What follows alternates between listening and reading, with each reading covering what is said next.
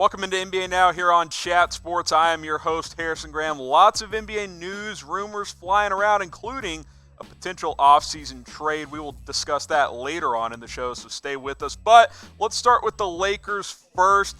Of course, we all know Troy Daniels was released on Sunday to free up at a roster spot. The Lakers have worked out J.R. Smith. They have worked out Dion Waiters. Now, LA has to decide which veteran they are going to bring in. Obviously, they don't have to sign one of these guys, but all indications are pointing to that they will bring in one of these guys on board. LeBron James has played with both of them. Waiters back in Miami, and of course, J.R. Smith winning a title with him back with the Cleveland Cavaliers. Now, if it was based on the last 12 to 18 months, I think Waiters is the answer despite his off-the-court issues, including taking a pot brownie on a plane earlier this year. But he's played more recently. J.R. Smith hasn't played in the game in almost 2 years at this point. Barely played the last season, hadn't played at all this season. Now Waiters has only played in 3 games this year, but actually had a pretty good year last year. Look at the career numbers, pretty comparable across the board. Decent role players on decent teams throughout their careers. So J.R. Smith, obviously the championship experience. Dion Waiters, a little bit younger, might have a little bit more left in the tank. Both come with a little bit of controversy and some locker room concerns because both have had issues throughout their careers. Now, which vet should the Lakers sign? Do you think it's Dion Waiters or is it J.R. Smith? Type W for Waiters, type S for J.R. Smith. Let me know down in the comments section. You might get hit with the YouTube ad break. If you do, scroll on down. This will be the pinned comment. Answer this question. Okay, the second part of this story is Troy Daniels, who was let go. Where will he land? Because has playoff experience, did well with the Rockets a few years back. I'll never forget that 3 he hit in the playoffs to win a key playoff game. Look, he got buried on the Lakers roster. That's just a matter of the fact. He's an undersized 2 guard that doesn't handle the ball. That's challenging. Now, he's a good 3-point shooter. That's why he's stuck around in the league and in limited reps this year, still shooting almost 36% from 3-point range. So he can still shoot the ball, certainly. He has some value. But if you're expecting him to come in and give you a major boost come playoff time, I think you need to temper your expectations. That being said, 36% from 3, I think he has the ability on occasion to go for 10 or 15 points if he gets hot. I think there are a couple of teams that make sense. These are the 4 that I came up with. 3 of them are playoff contenders. I put Golden State on there because they just need bodies as they're trying to move forward. Plus, Troy Daniels will get some key minutes there, and maybe he jumpstarts his career a little bit. Houston Rockets, he has experience there. They can use some extra bench scoring. Philadelphia 76ers. They still don't have a ton of shooting. Yeah, they added Alec Burks and Glenn Robinson III. Why not add another piece to come off that bench? Denver traded Malik Beasley in that 14 blockbuster before the deadline. Maybe Troy Daniels helps replace some of that production. And then, like I said, Golden State, a team that's obviously basically tanking this year. He could get some minutes there and maybe get a paycheck in the offseason. What team will sign Troy Daniels? Go ahead and let me know down in the comments. I think Houston makes sense, the familiarity. It's a 3-point shooting team. That's all Troy Daniels does, especially at this point in his career. So I think it's the Rockets. But if you think it's another team or the Rockets, go ahead and comment down below. Now, today's show is brought to you by BetDSI, the internet's #1 sportsbook. They have updated their NBA title odds, so go to chatsports.com/bet and bet on this stuff. You got the Bucks and Lakers leading the way. Clippers, Celtics, Rockets, that rounds out your top 5. Houston's played well since that small ball lineup. Maybe throw 10, 20 bucks on them. Might pay out in the end, get a big payday. Use that promo code NBA120 again to get to the sign-up page, chatsports.com/bet. Take advantage of that 120% deposit bonus.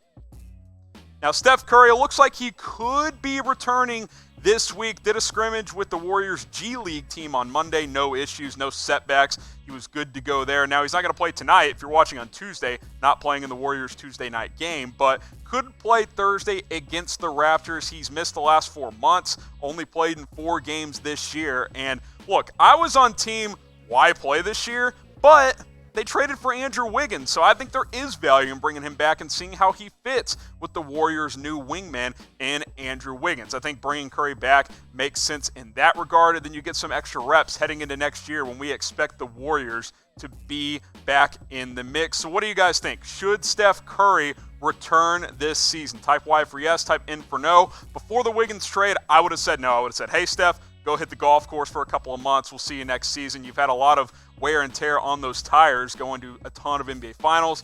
Don't play this year. We'll see you next year. But now I think there's value in bringing him back, so I'm typing my Y for yes. I think there is value in Steph Curry playing this season. Now, this is what the potential Warriors lineup would look like next season as of now, if nothing changes. Steph and Klay in the backcourt, Wiggins at the 3, Draymond running the power forward.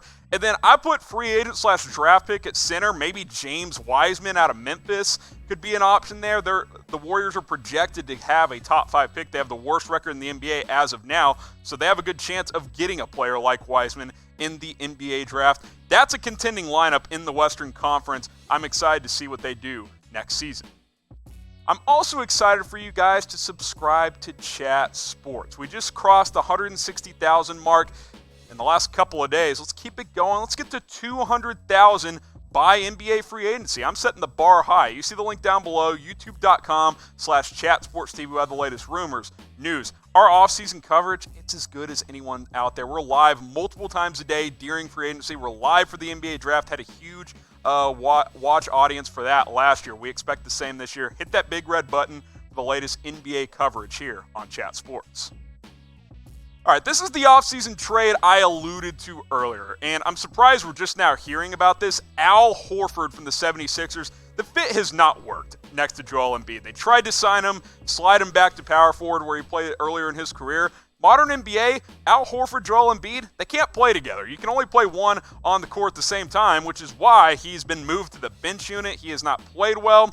The challenging part of trading Horford is he's got 3 years and $81 million left on his deal through 2023. Now, that last season, about half of it is guaranteed, half of that $26 million. So you could cut him and save $12, $13 million, but that's still a lot of money to give up when Al Horford at that point is like 37 years old. These are the numbers this year, just hadn't been great. 12-7, is dishing out 4 assists, 33% from 3.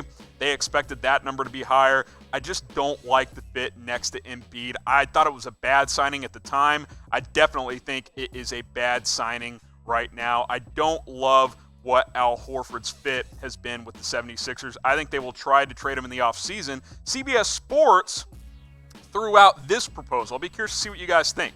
Warriors receive Al Horford and a 2021 second-round pick. 76ers receive Andrew Wiggins, who we just talked about, Jordan Poole and Damian Lee, a couple of young and up-and-coming guards and some good role players. I'm curious what you guys, you see the question sheet right there. Who would win this trade? Type GSW for Warriors, type PHI for the 76ers. I think maybe for next year it would be the Warriors, but Al Horford looks like a shell of himself. I think him at the 5 position is a much better fit than the 4, which is what he would play, but I think overall the 76ers win that trade. Now, MVP odds have been released on BetDSI. I want to remind you guys, go to chatsports.com/bet. You can bet on title odds. You can bet on MVP odds. LeBron James is creeping up. I like this play for him at plus 900. I think it's a 2-man race between the Greek Freak and LeBron, Harden, Luka, Anthony Davis. I would not throw your money there, but best value play there is LeBron at plus 900. The Lakers are playing really well right now. LeBron is a big reason why. Obviously, Giannis is the big favorite. Chatsports.com/bet. Again, use that promo code NBA120 to get that 120% deposit bonus. Now, I want to take a look at the Warriors lineup if this trade were to go through. Al Horford becomes your 5, Steph and Klay in the backcourt. You still got Draymond Green at one of the forward spots. And then, again, high draft pick, maybe that becomes your starting 3 or 4. Maybe you get someone in free agency. We'll see what happens there. But that 4 is pretty good there, and I like Al Horford as a center a lot better than a power forward. This is what the 76ers would look like. Simmons, Richardson in the backcourt. Andrew Wiggins becomes their new wingman. Joel Embiid and Tobias Harris. And don't understate the Harris move right there. He's playing 3 right now, or has been a lot this year for the 76ers. He's playing more stretch 4 now that Horford's coming off the bench. But I think he's much better as a stretch 4, which is what he would be if this trade did happen. Now, last item here, a little news. Jordan Bell has been released by Memphis after playing in just 2 games. Got traded a couple of times after starting this year in Minnesota, traded to Houston, then they moved him to Memphis to unload his salary, which is about $1.6 million. I'm a little surprised by the way his career has gone since his rookie season with the Golden State Warriors, when honestly he played pretty well in the NBA Finals when Golden State won back in 2018. You see 5-4 that year, just hasn't been able to go up from there. I thought we might be seeing a guy who could become a double-double type of player, still only 25 years old. Maybe a team chooses to sign him at some point, but his career has not gone in the direction he had hoped so.